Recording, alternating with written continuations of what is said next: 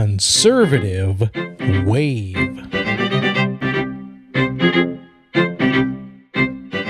Greetings, conservatives. This is your humble host, John Moraga, and we are back with more ConservaCast. We look forward to keeping you informed with the latest and most relevant commentary of conservative issues. So without further ado, here are a few topics I'd like to discuss. I am a United States Air Force veteran. I served on active duty from 1997 until 2001. Now, I say this not to boast by any means.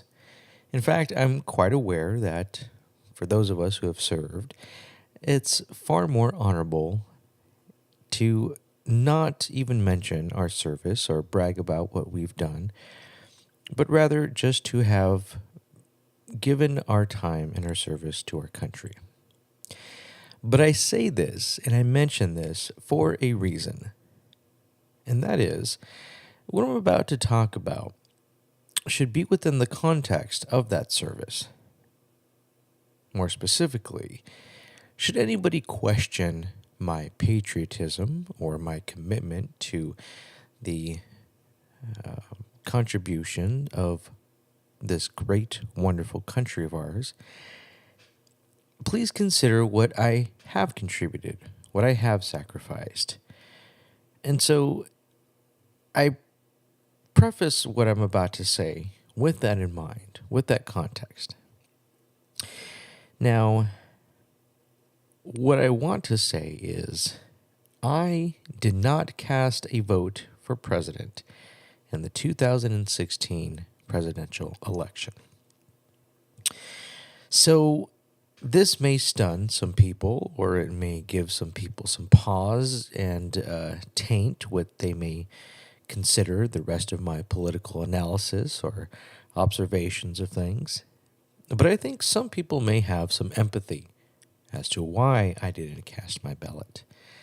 Now, you may say that I was a never Trumper or somebody who really couldn't get behind the candidate, Donald Trump, during the 2016 presidential election. And I in no way could get behind any of the Democratic contenders at the time, and when Hillary Clinton essentially stole the primary from Bernie Sanders, there was still no way that I could get behind her candidacy. And so, like many Americans who may have either sat out, or even if they did cast a vote and casted their vote for Donald Trump, it was an extreme dilemma. Because especially at the time, during the primaries, there were some really, really dirty gutter politics being given out. Now, initially, I was a pretty staunch supporter of Governor Walker. He kind of had a proven track record of standing up to the liberal teachers' unions in his state when he was governing. Unfortunately, on a side note, I believe he now has officially lost his reelection bid. There may be still some votes outstanding, but I think it's pretty much determined that he will no longer be serving in his state. That being said, when he was probably one of the first, if not the first, major Republican candidates during the primary to have withdrawn his candidacy. And when that happened, it was quite a bit of a shock. I thought he would maybe go the distance. He had a lot of credentials, especially being a managerial politician as a governor. And so there were a number of things to consider with the large number of candidates running at the time. And I won't list all the names, but there was approximately about a dozen Republican contenders. And so one of the logical default candidates at the time was Senator Ted Cruz from Texas. And so I kind of started to get behind his bid to run for president and started to get encouraged at what he had to offer and started to tune in to his credentials. Now, the only thing that I think maybe separated him from Governor Walker was that main managerial experience. But as far as ideology and as far as his politics, he was a pretty solid conservative, and he had a unique experience and resume of arguing even before the Supreme Court with a number of cases. And he had a pretty proven track record. Now, for those of you who may have recalled, it became pretty contentious during the primaries, and President Trump, during the time he was candidate Trump, during the primaries, he had slung some pretty strong mud towards Ted Cruz, and it was a pretty nasty primary. I won't get into all the details of that and rehash all that, but the point is that I initially was strongly behind Senator Ted Cruz as somebody who I thought could go the distance as well. Now, it was quite a shock to a number of people to just take a time to kind of stop and think about what this, why I've led up to that non-casting of a vote. I was shell-shocked. I had been stunned by Governor Walker's departure, and I was even further stunned and kind of shell-shocked when it became pretty clear that candidate Trump would be the next Republican nominee for president. And considering what had occurred during the primary, there were a number of reasons as to why it was hard for me to support him. Not to mention what had happened prior to the primaries. Now, for those of you who have tuned in to some of these ConservaCasts before, or who know some of my personal background, you know that even before going into the Air Force as a adolescent in my teens, I had a few years in the Hollywood industry. I had an agent, a casting agent, who would send me out onto a few different jobs, and I never obviously became a huge star or celebrity, but I definitely spent some time within the industry and became far more acclimated to the culture than many other people. And so I was quite familiar with that kind of mentality, that kind of liberalism, even among those who would claim to be a little bit more conservative, because it's very hard to be genuinely conservative and be within that industry. Now, I can't name names now, but I'm sure there's probably just statistically some rare exceptions, and they oftentimes don't let their politics known. But if you look at cases such as Kirk Cameron, who left the industry and pursued other things, still being an entertainer, and maybe even Stephen Baldwin, who still kind of goes in and out of the industry, but their careers are never really the same for that reason. So my only point is just that it's really hard to believe that you have a genuine conservative coming out of the entertainment industry or even the business industry that Trump was a part of in real estate, and being very shrewd and very conniving, if you will. So he didn't really have a very good track record for me to morally support him before he even entered the race, or before he even entered the primary. But even more so, his actions and his decisions during the primary made it even more difficult for me to try and support him. So when it came time, like many Americans during the election, we grappled with what to do. What are we to do? And there was the famous moment when Ted Cruz had gone to the convention and said, vote your conscience. Now, that was kind of a mixed bag. He was essentially being the attorney that he is. And he didn't actually say, don't vote for Trump. He didn't actually say not to vote at all, or he didn't actually say anything specific. He was trying to walk a fine line by staying true to his morals, but ultimately give some wiggle room for those who may ultimately decide to vote for then candidate Trump. However, I wasn't one of those people who could justify even a vote for Donald Trump. And I'm saying this in full disclosure so that those who may attack me, knowing that however small or large of an audience I may have, or this ConservaCast may have, I'll be on the record for admitting that I did not actually cast a vote for president in the 2016 election for those reasons. But again, as I started off this ConservaCast, I don't think my patriotism should be questioned. I don't think my commitment to wanting the best for this country and the sacrifice that I made should be second-guessed.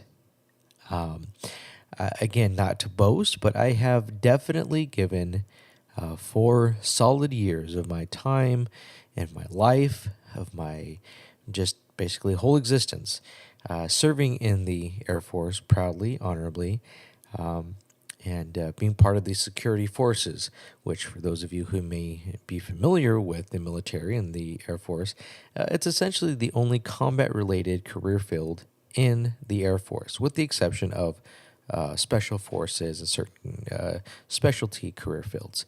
I, full disclosure, did not see any actual action, as the term may be, or I was never in an active war zone.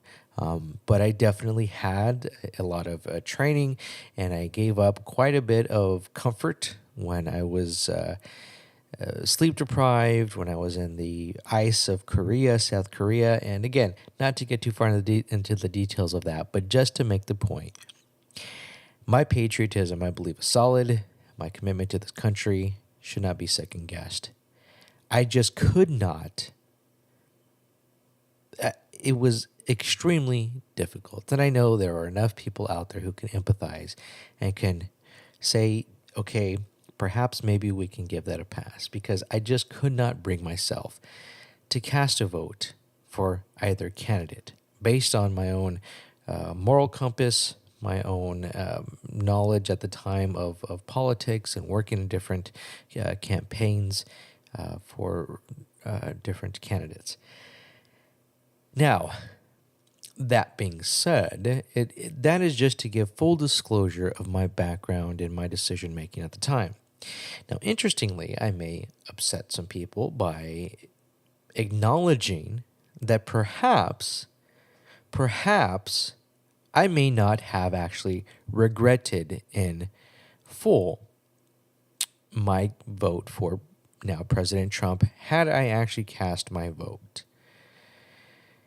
I don't want to have it both ways. I'm not trying to give material or support for the never Trumpers as well as those who did support Trump. I'm just giving you my own honest opinion about this.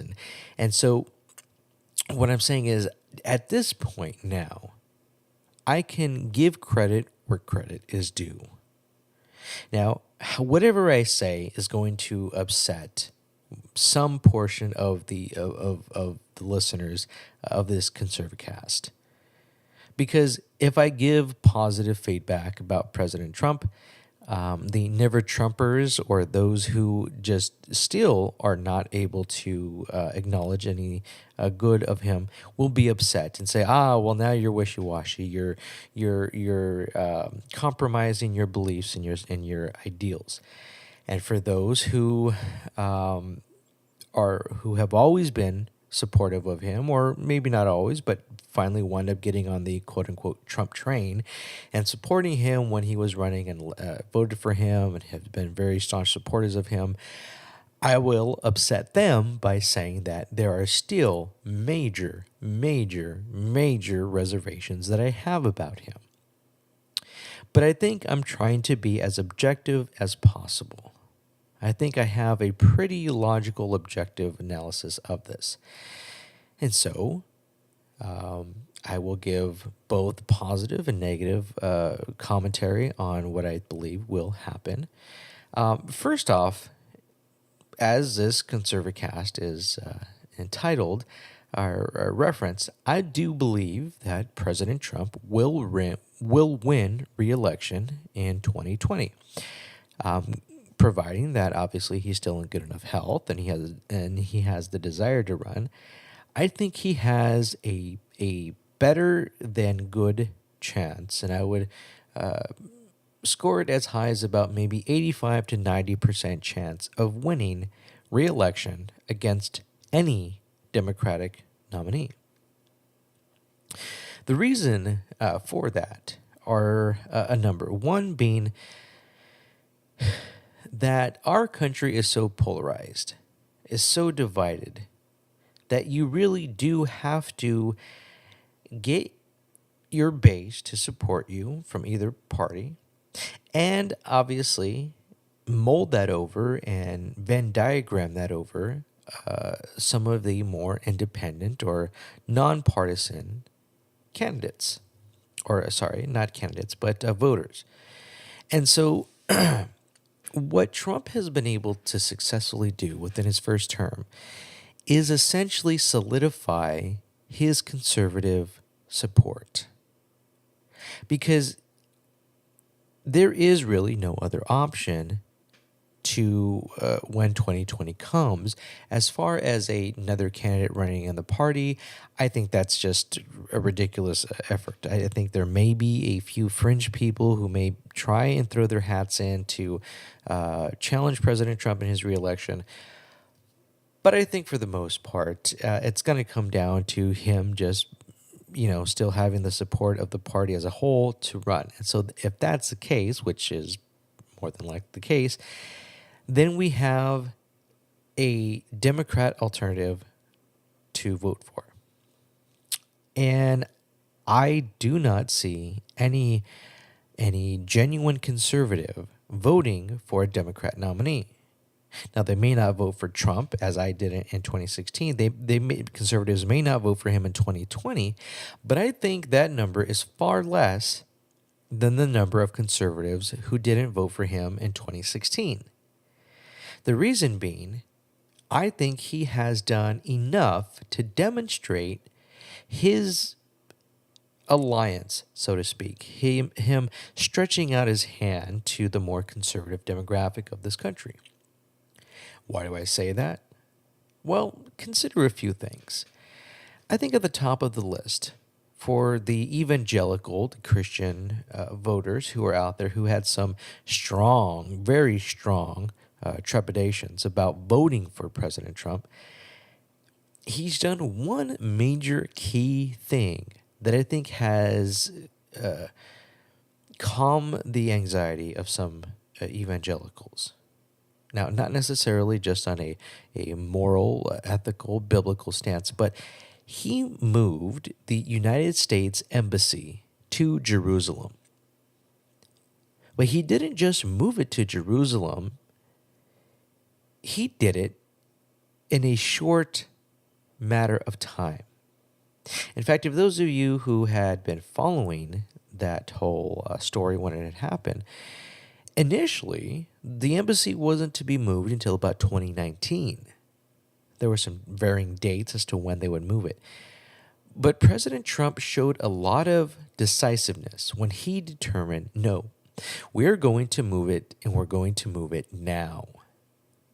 He demonstrated his fortitude to not only do something decisively, but do something decisively that a lot of evangelicals had been supporting and wanting for a long, long time.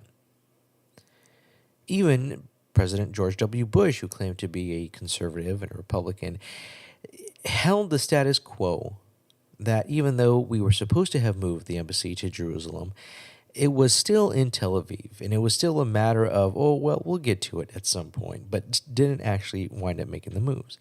And so I think that in and of itself, I would argue, would be enough to get him the support of a huge percentage of conservatives, mainly evangelical Christians, and their voting bloc.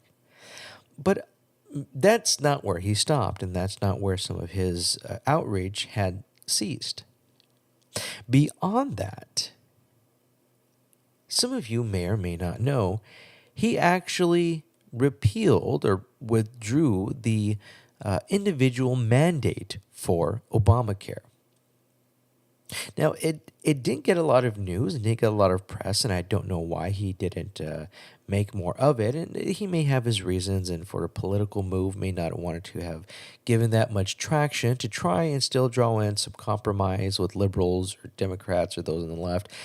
But in fact, that portion of Obamacare is dead.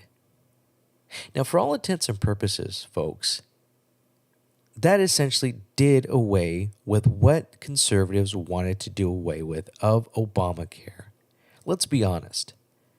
From a political, legal standpoint, that was the crux of what a lot of conservatives hated. That's not by any means the only thing. I'm not saying that.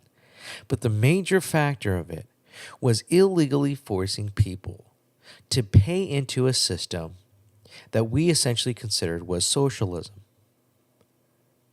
or redistribution of wealth. Now, if corporations or businesses are essentially forced to pay into it, then yeah, we still get into a little mumbo jumbo of legalese and a corporation actually being a person. And some of you may remember the quote that Mitt Romney had given to a protester in one of his rallies during the time when he was running, that corporations are people. And in fact, there is a ruling in SCOTUS that basically made that determination. But I don't want to get into a side distraction here. My point is, conservatives hated the individual mandate of Obamacare. And for all intents and purposes, that is now no longer an issue. So if you consider that he's reached out to evangelicals by decisively moving the embassy, the U.S. Embassy to Jerusalem, he's done away with what a lot of fiscal conservatives hated about Obamacare, mainly the individual mandate. And he has also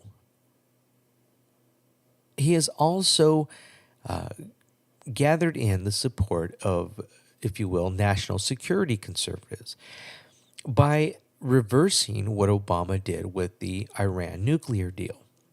Now, that's still something that's kind of an ongoing issue, and he's definitely made some headways towards that, and he's definitely upset the Iranians. In fact, he's essentially put more sanctions and withdrawn support of things, and now the European Union and other countries have tried to offset the effects of what he's done with the Iranian deal by making certain trades and exchanges with Iran. However, they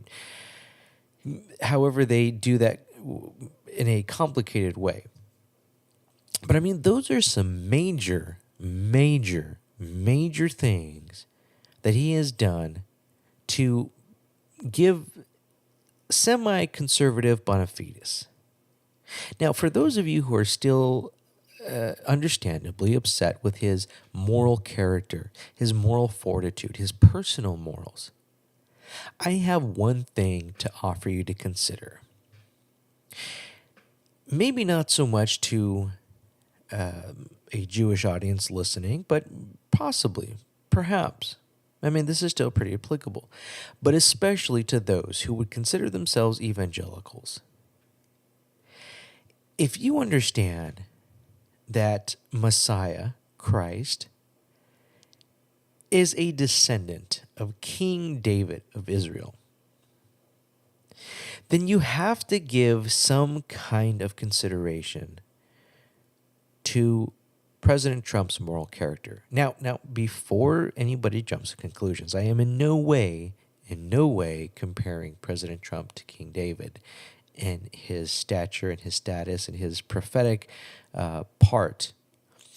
But what I am saying is, if we take just a moment to consider the human nature, to consider how people can do righteous things without themselves not necessarily being pure and holy and righteous, it at least gives some context to President Trump's moral fortitude.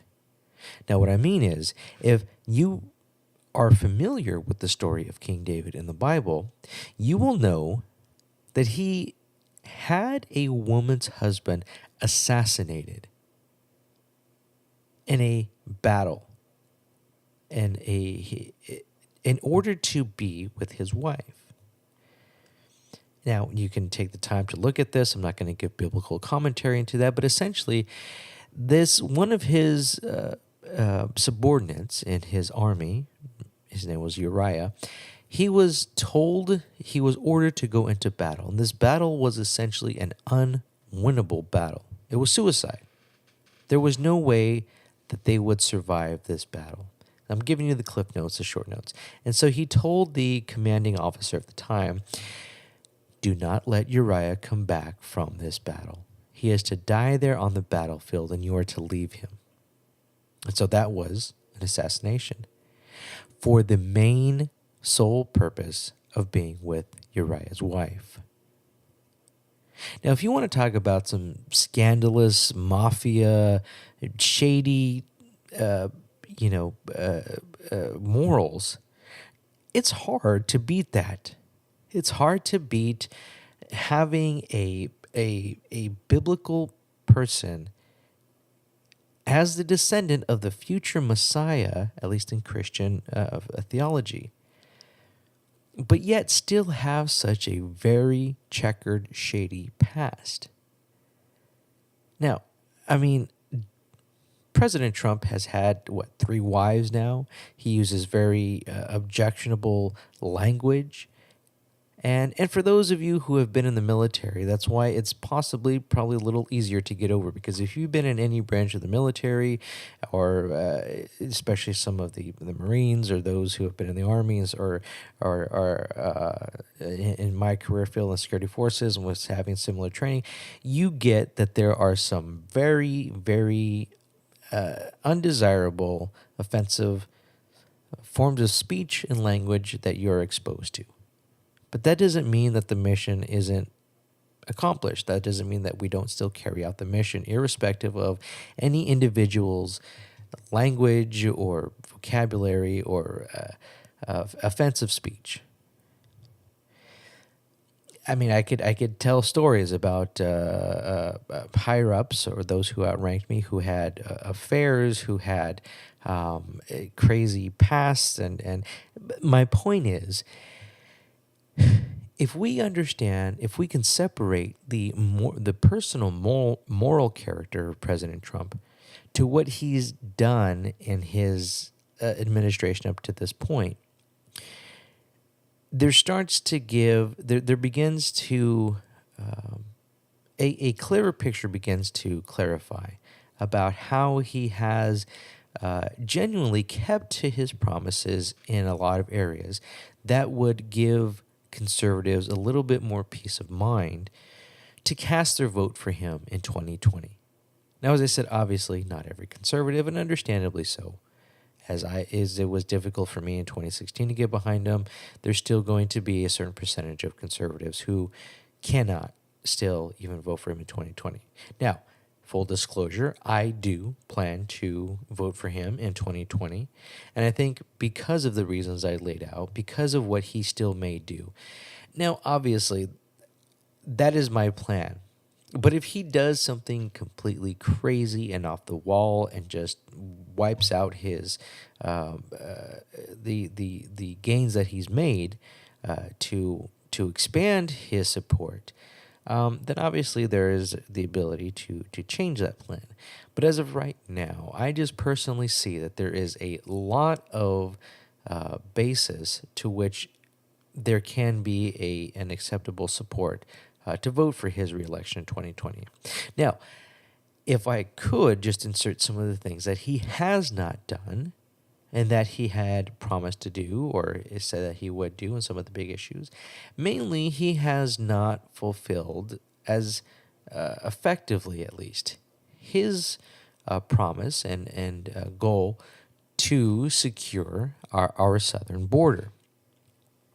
Now, he infamously basically got exposure by having rallies and chants about building the wall and having Mexico pay for it.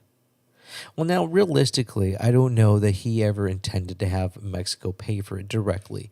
What I think, and a lot of observers have said, is that he basically was saying that in some way, shape, or form, through trade, through exchanges, through services, that Mexico would essentially foot the bill in some, if not all, aspects of it.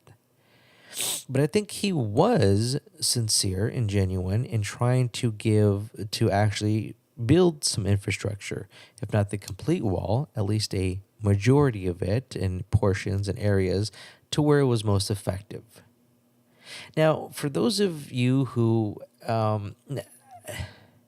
this gets tricky because as an actual political conservative, I am very much for a wall at the border. And practically, however, it would be unfeasible and impractical, really, to have a complete full-length wall at the border because you don't really need it. You have areas of bodies of water where you really can't build it. And, I mean, it gets complicated. So it's not literally the support for a full-fledged wall as much as it is a very strong border security. Now, the reason why, if you may object to this, consider what happens in Israel. They effectively have cut down most of their terrorism going into Jerusalem by having a wall that they had built. Now, I won't spend time into that, but the point is, one of our closest allies, especially in the Middle East, has demonstrated the efficacy of building such a barrier.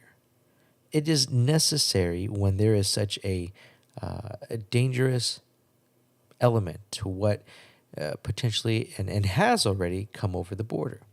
So that is one area that President Trump has not completely fulfilled his promise, and he actually may be buying his time and waiting for the right moment to actually implement that tier of his campaign. The other area that I would argue is not very much his strong point or something that would play to his strength in his keeping his promise is that this most recent appointment to the Supreme Court with Justice Kavanaugh, I think has been kind of, trying to think of the right word to describe it, well, just not his best moment. Now, initially, for those of you who may have forgotten, because there were a lot of conservatives towards the end who did wind up getting behind Kavanaugh for reasons I'll explain in just a moment. But when President Trump initially was deciding on who to appoint to SCOTUS with this most recent appointment, Kavanaugh was part of a list that was produced by the Federalist Society, which for the most part is billed as a conservative organization. But Justice Kavanaugh was not the most conservative on that list. In fact, there was a lot of question as to his conservative credentials. Mainly, one of the big things that raised some flags was that he essentially was a George W. Bush crony, for lack of a better term. He also served during his administration, appointment to a lower federal judgeship, I believe.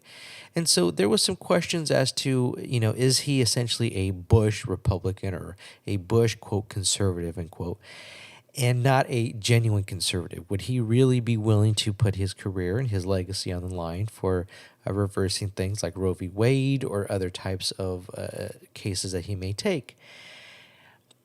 The good and the bad of this, the upside and downside, is that he wound up, by doing that, actually effectively reaching out to some of the establishment Republicans, those who were other Bush supporters and cronies, while at the same time obviously upsetting a lot of genuine conservatives, political conservatives.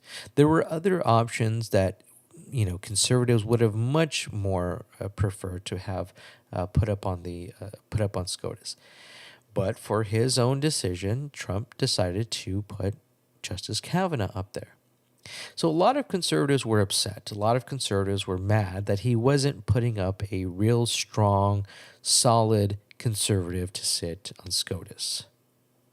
Now, as some of you may already know, once the hearings got underway, that almost pretty quickly changed when there became this onslaught, this just crazy debacle and soap opera of the Democrats of the left trying to besmirch Judge Kavanaugh's character, and it became more of an honor story than anything.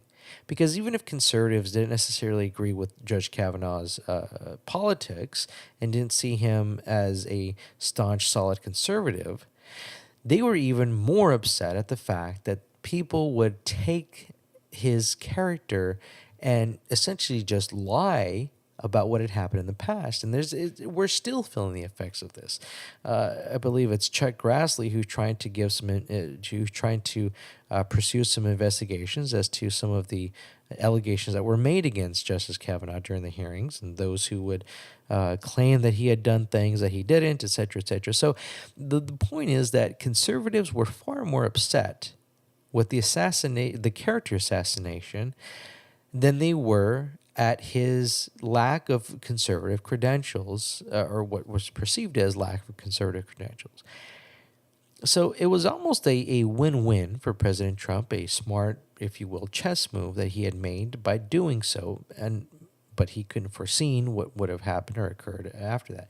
My point is just that is, if we look at what had happened before that circus occurred during the hearings, Judge Kavanaugh was not really the staunch Republican, or not really the staunch conservative. He was more of a George W. Bush Republican than he was a solid conservative. So that was a weak point for President Trump's outreach. But I think overall, when we consider all of the ups and downs, good and the bad, up until this point at least, President Trump has done far more to expand his base, to reach out his hand to conservatives, to give reason to say if he is at the top of the ticket in 2020, which he most likely will be, he is going to be by far a much better option than any Democrat candidate running. For those of you who may have heard the news, it seems like Hillary Clinton is actually considering running again for 2020. That will be a rematch that will be hilarious, it will be entertaining, it will be sad, it will be embarrassing, it will have all of the quirks and nuts and bolts that you will expect, and then some. So just to wrap up as that portion of my analysis, I honestly believe that President Trump will be reelected in 2020, and that there will be a much bigger block of conservatives who do get behind him, not because they've rationalized and excused his horrible language, his moral character with having 3 wives and speaking ill of women and having crooked business dealings, not for any of those reasons, but because he has actually followed through with reaching out to evangelicals, to conservatives, to national security conservatives. And because of that, he will have a much bigger support within his base. But he's also done enough to essentially get the independents and the nonpartisan vote as well, when they consider what the alternatives will be come 2020. I think he's really squashed, with obviously the exception of the liberal media, who will never support him. For the middle-of-the-road, independent, nonpartisan voter, I think he's really done enough to change the perception that he's a loon, that he just does things impulsively, he does things without control, and very quickly that's kind of seen in the fact that he's allowed, surprisingly, a lot of the Bob Mueller investigation to essentially run its course, not outright fire anybody, although recently he has asked for Jeff Sessions' resignation. He is still, for the most part, objectively allowed this to work itself out and showed quite some restraint, to the surprise of a lot of people who thought that he might just start firing people and start covering things up under the rug. He's demonstrated the ability to have patience and fortitude, even in the midst of a lot of his chaos and impulsive speeches or tweets. So that's my analysis and reasoning to believe that President Trump will be elected in 2020 for a second term. Now, for those of you who have made it through to this part of the ConservaCast, I do want to briefly mention a couple stories to consider in the news. That is, the Japan Times is reporting that top military officer confirms Chinese Air Force plan to, quote, extend reach into space, end quote. Now, in addition to China essentially expanding its reach into the South China Sea and claiming islands and territory and even making themselves synthetic or, quick bases in that area, in addition to them passing by their ships and getting too close and essentially being very provocative in that region, they are now even looking forward to expanding their space reach. Now, that's going to entail many different crafts and technology, and so it is definitely something that we should keep an eye on and look further into as far as China's capacity and technological and warfare capabilities in the near future. And also, Arutz Sheva is reporting that the IDF strikes Hamas's interior security headquarters. Now, this is a conflict that may be getting a little bit more out of control than initially desired or planned by the IDF in the area. Hamas is a terrorist group that is part of the Gaza Strip to the west of Israel by the Mediterranean Sea. And there's obviously a long history of conflict for decades of tit for tat. But the fact that the IDF made a strike on the interior security headquarters says quite a bit about the escalation of this conflict. So just some things to consider internationally as far as what's going on in other parts of the world. We can oftentimes get inundated with what our local news is or our national news. And I won't even really get into what happened at the World War I commemoration not too long ago. But those, I think, the China's expansion into space and the IDF targeting and hitting the interior security headquarters of Hamas in the Gaza Strip are some very pertinent stories out there. If you haven't already, please check us out at GoFundMe.com/Conservatives Corner. GoFundMe.com/Conservatives Corner. Once again, that's GoFundMe.com/Conservatives Corner.